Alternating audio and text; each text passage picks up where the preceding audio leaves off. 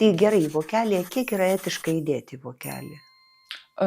Aš manau, kad šiai dienai Lietuvoj žmogui vienam einant į vestuvės, aš apie vieną asmenį kalbu, manau, kad 200 eurų tai yra pradžia.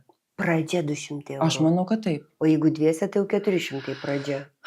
Taip. O tada jau eina viršus priklausomai nuo to, kokie, nežinau, sesė, brolis, geriausia draugė.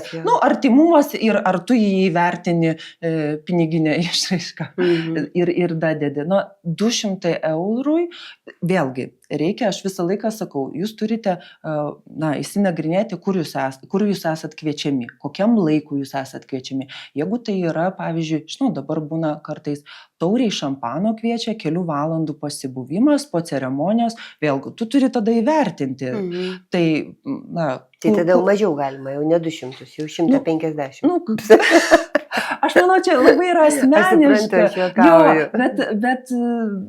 Bet jeigu jūs einat tikrai į tą pobūvį, jūs ten turėsit vakarienę, suprantat iš to kvietimo arba jau kiek investuoti. Taip, tai aš manau 200 eurų tai yra tikrai ta tokia bazinė. Šiai dienai tikrai taip.